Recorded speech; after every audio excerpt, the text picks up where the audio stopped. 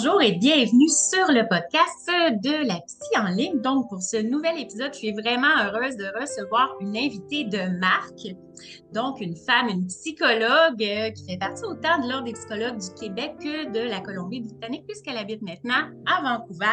Alors, c'est une femme qui, en plus de son doctorat PhD en psychologie, a poursuivi avec un MBA. Donc, elle travaille beaucoup dans le milieu de l'entreprise, là, avec autant les consultants, les professionnels, les gestionnaires et tout ça.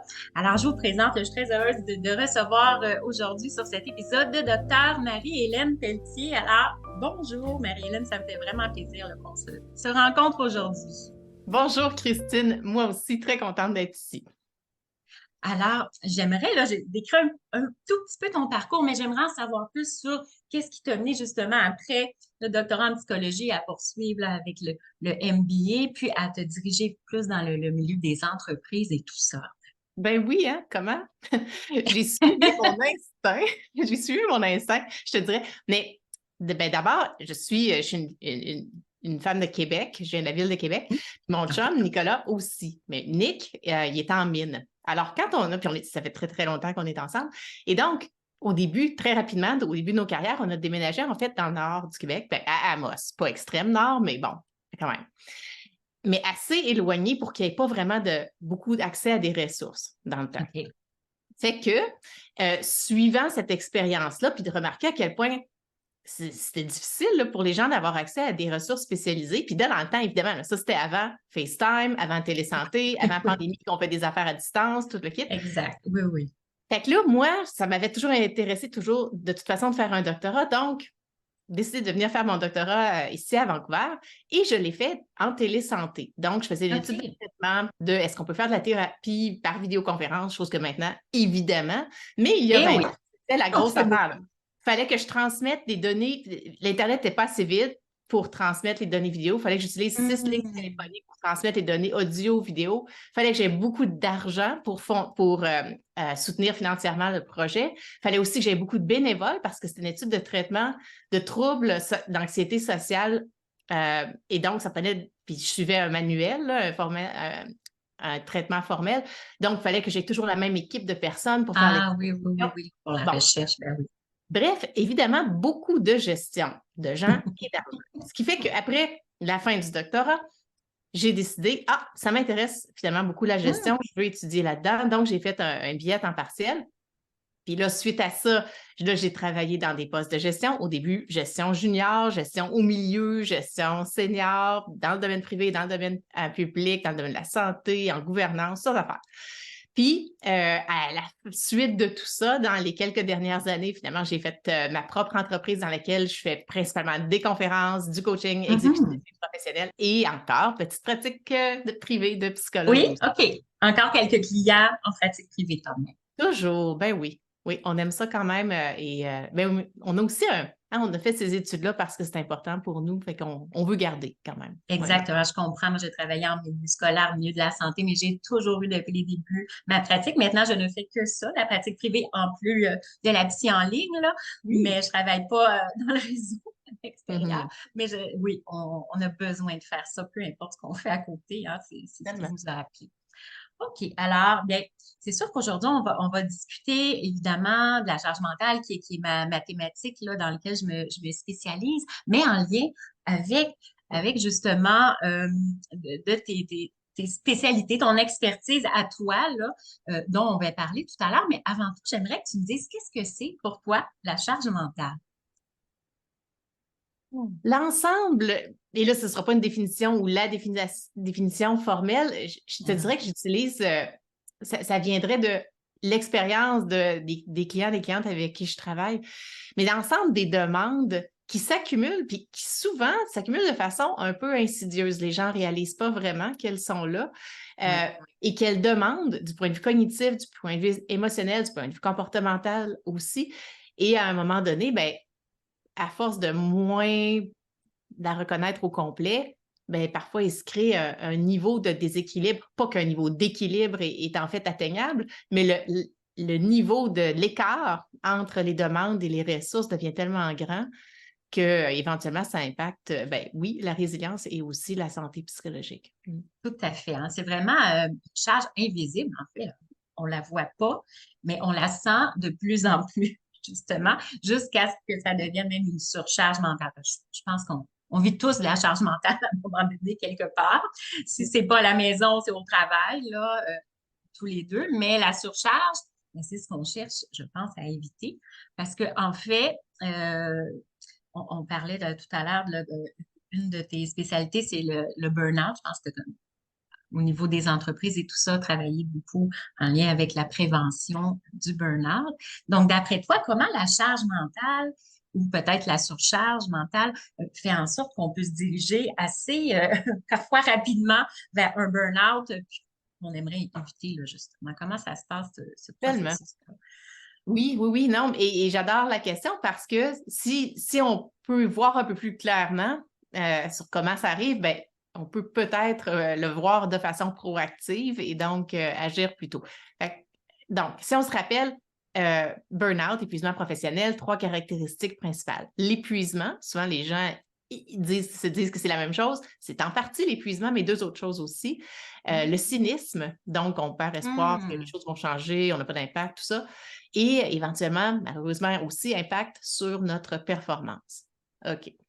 Et donc, puis l'épuisement professionnel, ce n'est pas un diagnostic, c'est un phénomène occupationnel qui mène souvent à des impacts au niveau de la santé physique et ou, souvent les deux, impact côté santé mentale, souvent un mélange d'anxiété, dépression, des fois d'autres choses en plus, abus de substances, tout ça. Fondamentalement, donc, ces 3 caractéristiques-là. Et le burn-out, une des bonnes façons de le décrire, c'est vraiment dans la relation entre nous comme individus puis notre milieu de travail. Donc, des fois, ce qui va causer qu'on se ramasse dans cet état-là, ça peut être en partie nous ou beaucoup nous comme individus, mais la plupart du temps, c'est en fait le milieu de travail. Des fois, c'est entièrement le milieu de travail. Sauf que ce soit nous, un peu, beaucoup, milieu de travail, un peu, beaucoup, même entièrement, ce que je dis, c'est que, quand je travaille avec mes clients, dans mon livre aussi, c'est que on peut pas non plus, on peut pas juste ici rien faire et dire, ben en fait, la faute réside dans mon travail, donc je ne fais rien. Ce qu'on veut, c'est augmenter notre résilience le plus possible pour pouvoir gérer, parfois même influencer ou prendre la décision de migrer, d'aller faire d'autres choses. Fait que plusieurs choses qui se passent, on veut l'attraper le plus tôt possible, puis la réalité, c'est qu'avant que ces 3 choses-là s'établissent, avant qu'on soit rendu complètement épuisé, exténué, bien, on sent une fatigue. Avant qu'on soit complètement cynique, bien, on commence à se sentir moins engagé avec ce qu'on fait. Puis avant qu'on soit en impact sur notre performance, bien, on remarque qu'il y a plus de choses qu'on oublie, il y a plus de choses qui glissent. Et c'est à ces moments-là qu'on peut être un peu plus proactif et proactif, puis le voir à ce moment-là. OK. Pour essayer d'arrêter déjà ce qui est en train de la courbe descendante où on va de moins en moins bien, qu'on est de plus en plus épuisé. Souvent, il y a de l'insomnie à travers tout ça, bien sûr. Ah oui. Problèmes psychosomatiques, problèmes de concentration, de mémoire, irritabilité, hein, plusieurs symptômes de la surcharge mentale. Donc, avant que ça aille plus loin et que ça se termine par un épuisement professionnel, entre autres, parce qu'on sait qu'il y a d'autres sortes, il y a l'épuisement, même le burn-out conjugal, burn-out parental, hein, ça peut aussi aller au niveau de la vie personnelle, mais là, on parle plus de la vie professionnelle en ce moment. Donc, c'est ça. On doit, comme tu dis, être proactif. Et justement, je sais que la résilience est vraiment, je pense, ta thématique chouchou, on pourrait dire. De quelle façon la résilience peut nous amener à diminuer, alléger notre charge mentale? Comment on peut le vivre au quotidien, ça? Bien, si on porte attention, si on choisit, parce que c'est ça, d'abord, revenons au fait que la résilience n'est pas un trait de personnalité. Hein, on n'est pas né comme ça, c'est pas établi. Des fois, on a tendance à penser que c'est ça, ou les gens autour de nous pensent on est comme ça naturellement. Oui, Non. c'est vrai qu'on peut avoir tendance à avoir ce stéréotype qu'on l'a ou on ne l'a pas. Ben, c'est ça. Puis là, ça, le problème, c'est que, donc, soit on se dit qu'on l'a ou qu'on l'a pas, mais d'une façon ou d'une autre, on se dit donc, je n'ai rien à faire, ça ne changera rien que je fasse quoi que ce soit. Et non, ce n'est pas un trait de personnalité, c'est quelque chose qui va évoluer, changer à travers nos expériences de vie. Et ce que ça veut dire, c'est qu'on peut la nourrir. Mais de savoir plein de choses par rapport à la résilience, comme on sait tous et toutes maintenant, surtout après la pandémie, 100% des gens savent que, ben oui, ce serait donc fun si on faisait de l'exercice, si on mangeait bien, si on investissait dans nos relations avec les gens, puis si on dormait mieux. Bon, Oui. par exemple, il y en a plein d'autres, mais c'est certaines de ces actions-là. Oui. Mais la réalité, c'est que ce qu'il faut, c'est s'assurer qu'on regarde notre contexte. Parce que juste de savoir que ces choses-là, on devrait les faire, puis là, ben, souvent, les gens ne le font pas.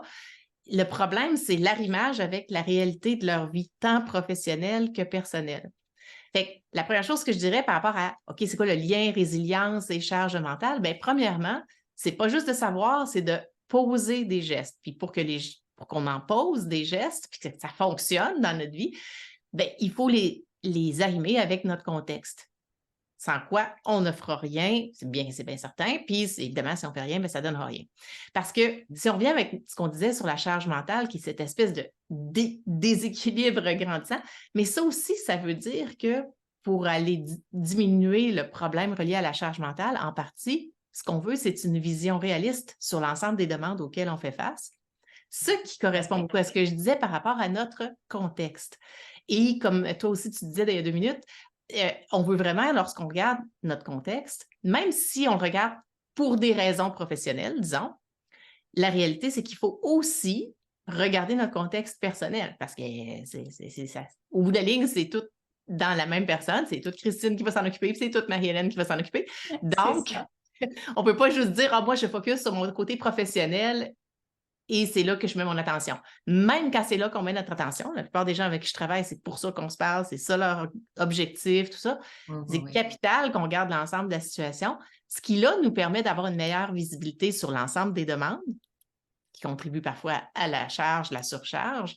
Oui. Et donc, là, c'est là qu'on peut arriver à trouver des stratégies, même modifier les stratégies pour que ce soit faisable, finalement. Et là, on peut avoir un impact.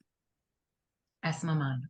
Et justement, tu parles de stratégie. Ce serait quoi certains types de stratégies qu'une femme, par exemple, on sait que dans 85% des familles, c'est surtout la femme qui porte la charge mentale, du moins de la famille, de la maison, de toute l'organisation, la planification de la maison, les enfants, etc.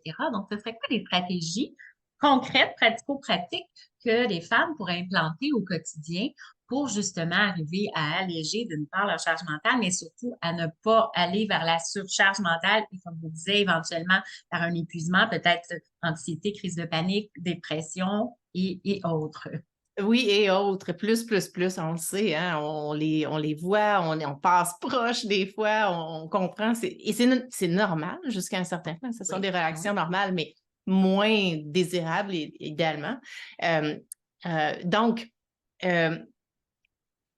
côté pratique, ce que je dis souvent, c'est qu'il va falloir y arriver approcher l'ensemble de la chose de façon même stratégique. Donc, stratégie voulant dire avoir un plan à un niveau un peu élevé qui mène à des actions, mais avoir un plan qui est très personnalisé, puis qui donc mène à des actions qui marchent pour Christine, qui marchent pour Marie-Hélène, c'est pas les mêmes actions, puis ça n'a pas l'air de la même affaire, même si toutes ces choses-là vont être en lien avec ce qu'on sait de la recherche des meilleures pratiques, mais l'implantation va varier. Mais je te donne quand même des exemples de à quoi ça peut ressembler, donc avec, par exemple, des gens avec qui j'ai travaillé. Je te dirais que souvent, les gens avec qui je travaille sont dans une situation de surcharge. À un moment donné, quand ils arrivent à Marie-Hélène, c'est parce que probablement Christine aussi. Oui, tout à fait. On est tous comme ça, hein? On navigue, on se dit, ben non, mais je vais être capable, ça va réussir, ça a toujours réussi, pourquoi pas maintenant? On continue. Ce qui fait que on passe la ligne d'arrivée un peu, là, puis on se rend souvent dans la surcharge. Je te dirais qu'un des exercices qui a souvent un des plus grands impacts dans ce que je suggère, et probablement que tu en as aussi de ce genre-là, mais c'est de s'asseoir puis de faire la liste, sérieusement, de toutes les demandes qu'on a. Puis on commence. Par exemple, les 3 demandes principales dans ma vie professionnelle, les 3 demandes principales dans ma vie personnelle. Et lorsque vous écrivez ces affaires-là, des fois, les gens hésitent même à écrire des choses parce qu'ils se disent, par exemple, mon conjoint a des problèmes à son travail, ma mère a des problèmes de santé, puis ils se sentent mal d'écrire ça parce qu'ils se disent, mais oui, mais c'est correct, je veux les supporter, je suis là pour elle, pour lui, tout ça, ça marche. Mais justement, ça fait partie de ne pas réaliser l'ensemble des demandes. Fait qu'au pire, dites-vous que vous allez déchiqueter la liste après, si vraiment vous ne voulez vraiment pas que quelqu'un la voit, tout ça. Ben oui. Pour faire une vraie liste honnête là, envers vous-même, comme si vous étiez en train de parler à Christine ou à Marie-Hélène, là, une vraie bonne liste. On commence par 3 d'un bord, 3 de l'autre, et on en ajoute à un moment donné autant qu'on peut. C'est ça, là, on ne s'arrête pas à 3. S'il y en a 20, on met les 20. Non, mais on commence par les 3. C'est comme si, au moins commencer de même, c'est pas nécessaire, là, les gens, on se rend, de la manière peu importe comment on se rend, il faut se rendre. Mais je trouve juste que dans mon expérience, commencer par 3, parce que souvent les top 3, on les connaît. C'est comme facile, on a quelque chose, on part. Puis après ça, OK, quoi d'autre? Puis c'est là que, oh mon Dieu, la liste se rallonge. OK, puis une fois que la liste est là, on peut toujours rajouter. On regarde de l'autre côté, quasiment comme si on avait 2 colonnes sur un tableau. Qu'est-ce qui m'apporte de l'énergie? Pour vrai. Pas ce que j'aimerais. J'aimerais ça faire d'exercice 5 fois par semaine. Non, pour vrai, dans ma vie, je regarde les 2 dernières semaines. Qu'est-ce qui m'a donné de l'énergie? Bon, ben j'aimerais bien ça faire d'exercice, puis avant, j'en ai déjà fait, mais dans les 2 dernières semaines, 0. Fait que je ne l'écrirai pas. OK, c'est dans les 2 dernières semaines. Plus récent. C'est parce qu'on essaie de voir le contexte actuel, puis on ne veut surtout pas écrire des choses qu'on aimerait, mais qui n'arrivent pas. C'est la réalité. Oui. Fait qu'on écrit ce qui est là. Et là, souvent, juste ça, là, pas qu'on essaie d'avoir le même nombre de choses de chaque côté, évidemment, c'est pas aussi simple que ça. Si ça l'était, on le ferait tous et tout, ça serait réglé. Mais la clarté de voir ça, là, puis souvent, dans l'ensemble des exercices que je propose, ça inclut aussi d'avoir fait une liste, par exemple, de mes valeurs. Fait que là, déjà, je viens de faire une liste de mes valeurs, genre santé, famille, amis, carrière stimulante, beaucoup d'opportunités d'apprentissage, influence, argent, peu importe. OK, j'ai écrit mes valeurs ici. Là, je viens de faire ma liste de mes 10 millions de demandes et mes genre 2 sources d'énergie. Il n'inclut même pas du temps avec du monde que j'aime dans ma vie. Fait que là déjà, là, les gens commencent à se dire OK. Oui, hein? On comprend. On commence à comprendre, déjà, oui, très bon point, parce qu'on veut quand même, oui, le concept d'autocompassion est très important dans comment on va changer les choses, parce que si on reconnaît que ça ne marche pas, mais on se dit que ça ne devrait pas, bien, on est encore pris. Fait qu'on reconnaît, et là, puis on valide. Oui, on comprend que je me sens de même, OK. Puis là, on n'essaie pas de changer l'ensemble de tout en une seule fois, mais on cherche une prochaine action. Et c'est là, je pense, des fois que les gens vont décrocher parce qu'ils se disent, il y a tellement de choses qui devraient changer et je ne peux rien changer, donc je baisse les bras. Oui, c'est ça. Ils se découragent avant d'avoir commencé, finalement. Ben oui. Fait que non, pour revenir à ta question, quelque chose, truc concret, mettons qu'on vient de faire notre liste de valeurs et qu'on vient de faire nos 2 listes, puis que là, vous commencez à voir vers où ça s'enligne, cette affaire-là. Bien, des fois, on peut le faire tout seul, des fois, on le fait avec l'aide d'un ou d'une professionnelle, mais l'idée, c'est d'identifier au moins une prochaine petite action que je peux faire. Fait que, par exemple, ça peut être aussi simple que de réaliser qu'un instant, j'ai cette personne-là qui est importante pour moi dans ma vie, avec qui, quand je passe du temps avec cette personne-là, même si c'est une demi-heure, j'adore. Ça me fait du bien, je me sens bien après, ça a été le fun pendant. OK, j'entre en contact puis on se planifie un moment. Si c'est quelqu'un dans la famille, OK, je m'organise pour que quand l'autre personne revienne à la maison, mes affaires sont fermées et je suis là, complètement disponible. C'est quelque chose qui n'a pas demandé tant de temps que ça n'a pas été un changement de vie radical, mais là, déjà, je commence à identifier une action qui est en lien avec mes valeurs, qui s'enligne pour changer un peu ce déséquilibre-là. Et comme on sait, à chaque fois qu'on pose des gestes concrets comme ça, c'est pour ça que tu poses la question probablement aussi, mais c'est ça, là, ce qu'on sait de la recherche puis de la pratique, c'est que ça augmente notre sentiment d'auto-efficacité, l'impact qu'on peut avoir sur la situation. Et là, ça mène à plus de motivation à continuer. Oui, et ça va dans le sens de la résilience aussi, puisque tout à l'heure, on disait, hein, on ne naît pas avec ça, on le développe. Je pense que ça en fait partie, ce que tu viens de dire. Comment développer sa résilience, justement. Et oui, développe et ça se développe et ça se maintient parce que s'il y a des personnes qui nous écoutent là, puis qui, pour elles, présentement, fantastique, ça va relativement bien. Alors, si c'est vous, merveilleux, on maintient, on pose quand même, on cherche notre prochaine action pareille pour maintenir parce qu'idéalement, ce qu'on veut, c'est monter notre niveau de base le plus haut possible, remplir le réservoir le plus possible pour que lorsque des demandes inattendues, comme la vie le fait parfois, bien, lorsque ces demandes-là arrivent, bien, on va partir d'un niveau encore plus élevé. Oui, on parle de demande, on pourrait peut-être aller jusqu'à épreuve de la vie puisqu'on en vit Ah tous à oui, un moment ou à un autre. Puis je pense qu'on sait au départ, la résilience était beaucoup associée au traumatisme, entre autres, aux grandes épreuves et tout ça, mais c'est pas nécsaire, c'est ça, de vivre un cancer ou dans un pays en guerre pour développer puis être résilient non plus. C'est ça, là, ça peut être des choses un peu moins grandes épreuves. C'est pas obligatoire d'être un gros trauma, là, à oui, ce bien, moment-là. il faut vraiment considérer, c'est important que tu le mentionnes parce que c'est ça. Effectivement, des fois, on pense que c'est un événement spécifique. Des fois, c'est ça. Mais des fois aussi, c'est un ensemble de plus petits événements, plus petites Exact. demandes qui sont là de façon chronique. Puis même, comme tu le mentionnais, même des demandes, des demandes que je pourrais qualifier de chroniques au niveau mondial. Pandémie, c'était ça. C'était une demande chronique. Puis que même encore maintenant, c'est pas zéro. On est encore en Ah, train de c'est ça, naviguer. pas complètement terminé. Ben non. Puis il y a d'autres Mhm. choses qui se passent au niveau mondial qui, certaines nous impactent beaucoup directement. Pas à toutes les secondes, à tous les jours nécessairement. Pour certaines personnes, oui. Mais la réalité, c'est que ces choses-là sont là aussi. Ils font partie de la liste, ils font partie des demandes à un niveau différent, d'une façon différente, mais elles sont là aussi et on veut les reconnaître. Oui, voilà. Et là, je vois la belle couverture de ton nouveau livre qui s'en vient bientôt, je pense, en février. Alors, j'aimerais bien que tu nous en parles aussi de ce livre et de quelle façon ça pourrait en fait nous être utile à tous, là, peut-être pas nécessairement pour les entrepreneurs ou les professionnels, mais un peu tout le monde, même pour monsieur et madame tout le monde aussi. Alors, voilà, je t'écoute. Oui, effectivement, c'est vrai que ça peut être utile pour une grande variété de personnes. Je l'ai écrit initialement avec en tête les professionnels, les leaders. Puis dans le processus de l'écriture d'un livre, parfois, on a l'opportunité d'avoir des gens qui lisent le livre à mesure qu'on avance ou de faire des ateliers pour tester les idées du livre, tout ça. Et éventuellement, moi, dans mon développement de livre, bon, j'ai eu plusieurs personnes à travers le monde qui lisaient le livre, qui me donnaient leurs Hey. commentaires.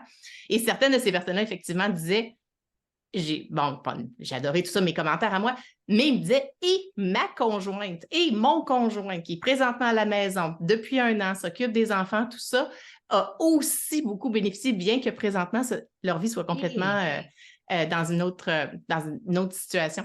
Fait que oui, ça peut s'élargir. L'idée du livre, c'est que j'apporte les meilleures pratiques, les connaissances qu'on a du côté de la psychologie par rapport à la résilience, donc notre habileté à passer à travers les demandes et d'en sortir encore plus fort, plus forte. Donc, tout ça et des concepts du monde des affaires, principalement de la stratégie. Lorsqu'on est par exemple, dans les affaires, puis qu'on veut lancer un nouveau produit, complètement non relié à la psychologie, là, ici. Mhm. Oui. Bien, il y a plein de choses. On ne fait pas juste avoir une bonne idée puis lancer notre produit sur le marché. Hein? On a notre bonne idée et on se tourne puis on regarde ce qui se passe. Qui d'autre offre quelque chose qui ressemble à ça? Combien il charge? Qui l'achète? Quelle force dans le marché va avoir un impact sur ce produit-là? Tout un ensemble d'approches qui s'assurent, et ça fait souvent partie des plans d'affaires même, qui s'assurent qu'on a regardé, même dans nos angles morts, tous les impacts possibles de lancer ce truc-là dans le marché. Ce qui fait que lorsqu'on on lance avec une bonne visibilité, plus de certitude, pas une certitude complète, mais beaucoup plus de visibilité sur comment les choses vont aller. Fait que ce que je dis dans le livre, c'est apportons plusieurs de ces approches-là, ajoutons-les à ce qu'on connaît de la psychologie ici pour aller créer une stratégie personnelle à nous comme individus par rapport à notre résilience. Et donc, c'est ça, le livre apporte les deux avec des exemples, avec des histoires, un peu des fois aussi, des exercices toujours assez brefs, des questions à la fin des chapitres si les gens sont dans les clubs de livres ou même juste pour réflexion personnelle des fois. Puis c'est ça, c'est un livre assez concis parce que je sais que personne n'a du temps, mais aussi un livre qui On ne veut peut pas trop vraiment... augmenter la charge mentale. Non, non, effectivement, ce n'est On pas veut un... les aider à l'alléger. Exactement. Mais quand on fait un livre, on fait des choix aussi. On peut pas tout écrire surtout tout le temps. Il faut décider quels sont les choix que je fais pour ce livre-là et pour celui-là. C'était vraiment un livre focusé sur simplifier le plus possible, aller à l'essentiel le plus possible pour qu'une personne qui est déjà justement un peu loin sur le continuum de la charge mentale puisse ramasser cet outil-là et même des fois, je dis, si vous avez un vol d'avion un peu plus long, là, mais il peut être lu du début à la fin, vous sortez de l'avion, vous allez avoir votre plan. Et donc, ça permet de faire un plan qui est personnalisé vraiment pour chaque individu, là, Exact. dans le fond. OK. Et là, je sais que le livre, en ce moment, il est écrit en anglais. Est-ce Oui. qu'on va avoir la chance d'avoir une version en français pour nos francophones du Québec, entre autres? Je sais, hein, c'est ça c'est ça la prochaine étape, mais c'est ça OK. aussi que j'apprends en fait, lorsqu'on lance un livre, habituellement, il est plus souvent lancé dans une langue, puis ensuite, les autres continuent. Si on lançait en 2 langues, Mhm. les chiffres du livre ne seraient pas colligés ensemble. Ce serait comme 2 OK. livres séparés, puis bon. Fait que là, à ce moment-là, il y a comme... C'est toute une industrie, hein, très intéressante Ben oui, je vois ça. J'apprends à tous les jours énormément. L'autre chose que j'ai appris, c'est que les précommandes, tu sais, moi, avant, j'attendais qu'un livre sorte pour l'acheter. Je me disais, ça ne change Parfait. rien. Mais bien non, ça ne change pas rien. Les Ah, précommandes, très importantes. Mais tout ça pour OK. dire que oui, là, présentement, il est en anglais seulement. J'espère beaucoup. Puis une des choses qui va influencer à quel point il va éventuellement venir en français, c'est les achats dans les pays, provinces francophones. Donc, France, Québec, autres pays qui parlent le français, OK. de faire des précommandes du livre en anglais dans les libraires va avoir une influence aussi. Et même le fait qu'on s'en parle ici maintenant va avoir des influences aussi. OK. OK, aussi. Dans le Ben fond, oui. dans tout milieu francophone, Oui. podcast, vidéo YouTube, peu importe, le fait d'en parler en français, ça va amener à l'avoir peut-être plus rapidement en français Ben aussi. oui, parce que c'est ça, c'est quand même ma langue première, mais en même temps, mon marché, les gens avec qui je travaille plus en anglais qu'en français. Donc, il fallait ça aussi, faire des choix et ça a été ça le choix pour cette fois-ci. Et d'ailleurs, de quelle façon on peut te rejoindre, hein, si quelqu'un nous écoute ici puis qui est au Québec, qui a besoin de services en français, est-ce que c'est quelque chose ça, que tu offres encore? De quelle façon on peut te rejoindre? C'est quoi les services que tu peux offrir en fait? Ben, mon site Internet, c'est juste drmariehélène.com, donc assez facile. Sinon, le livre, theresilienceplan.com. Sinon, sur LinkedIn, Marie-Hélène Pelletier. Et voilà, ouais, c'est toutes les façons de me contacter. Ça me fait toujours très plaisir d'entendre parler, d'être en lien, parce que c'est ça aussi, surtout sur des réseaux sociaux comme LinkedIn, par exemple, où je suis relativement active, tout ça. Parfois, les gens aiment, ben, c'est intéressant d'interagir, tout ça, mais aussi d'avoir quelqu'un avec qui on peut comme faire des suivis. Quelqu'un affiche quelque chose, vous trouvez que ça vous parle, bien, vous pouvez ajouter votre voix facilement à cette conversation-là, hein, avec les likes ou les commentaires. Oui, oui, oui. Puis ça contribue à la conversation aussi, parce que oui, il y a nous, notre charge mentale, tout ça, mais il y a l'impact sur nos communautés, les gens qui sont en contact avec vous, tout ça, qui, eux et elles aussi, ont besoin de garder l'importance de la résilience, de la charge mentale sur leur radar. Oui, tout à fait, exactement. Et donc, c'est ça, tu offres aussi des services quand même en français au besoin, là, si on te le demande. Ben, oui, oui, oui. Mes conférences et mes services de coaching. Les services de OK. psychologue on est réglementé par province, donc, Oui. donc ce serait seulement pour la Colombie-Britannique. Mais sinon, pour les autres services, absolument. OK. Donc, OK, tu n'es plus membre de l'Ordre du Québec, est-ce Oui, que c'est encore membre de l'ordre, mais bon, OK. là, on entre dans les technicalités, là, mais euh, OK. oui, non, il y a aussi des trucs à considérer en termes de le lieu de résidence Ah oui, oui, c'est de vrai, la tout à psychologue. fait. OK. Oui, ouais, C'est non, à c'est cause de ça. Non, c'est parce que je voulais juste donner la bonne information. oui, Pour ça. oui, oui, absolument. C'est ce que j'avais lu, mais OK, je l'ai être certaine. Parfait. OK. Est-ce qu'il y a autre chose dont on n'a pas parlé que tu aimerais ajouter là, en lien avec notre discussion d'aujourd'hui sur la charge mentale, bon, le burn-out, la résilience et tout ça? Ben, je dirais rester curieuse. Rester curieuse, rester curieux, dans le sens où on veut porter attention souvent, toute la journée, tous les jours, à des opportunités de faire des choix, j'allais dire des petits choix, parce que c'est ceux-là qu'on est capable de faire relativement facilement si on porte attention, qui vont faire que à travers le temps, ça va avoir un impact sur la charge mentale, ça va avoir un impact sur votre résilience et, comme on dit un peu tantôt, sur la charge mentale des gens autour de vous. Si Mhm. vous êtes une mère, vous avez des enfants, vous vous partagez avec vos enfants comment vous allez faire le choix de non, ne pas ramasser la cuisine à 100% ce soir, ce sera un ramassage de 10% parce qu'on a eu une grosse journée aujourd'hui, on a une grosse journée demain. Donc, je fais ce choix-là. Je fais le 10% qui est nécessaire ou que je juge qui est suffisant pour aujourd'hui. Puis c'est ça. Puis, donc, c'est bon pour vous, c'est bon pour les gens autour de vous, mais il faut être curieuse. Il faut porter attention parce que sinon, on baisse la tête et on travaille. Fait qu'en étant curieuse, on peut faire des choix différents pour nous et pour les gens autour de nous. Donc, on reste vigilant, puis aussi on reste vigilant aux indices qui fait que la charge est de plus en plus grande puis glisse vers la surcharge. On reste curieux par rapport à ça aussi, j'imagine. On reste vigilant pour ne pas se rendre là puis faire le type de choix de, comme tu dis, seulement 10% pour la cuisine aujourd'hui, puis ça va être bien correct comme ça. Oui, absolument. OK, bien, c'était vraiment une discussion que j'ai adorée. Ça m'a moi-même appris certaines choses par rapport à la résilience, l'exercice dont tu as parlé que je vais faire maintenant à mes clients qui sont en surcharge mentale, c'est certain. J'ai commencé à lire le livre et donc je vais le poursuivre, mais j'avoue que s'il y a une version francophone, ça va être encore mieux. Parce que moi, je ne suis pas parfaite bilingue, malheureusement. Et voilà. Donc, bien, ça met fin à cet épisode sur la résilience en lien avec la charge mentale. Et comme toujours, je vous dis, prenez bien soin de vous avec bienveillance et aussi avec résilience. Au revoir. Au revoir.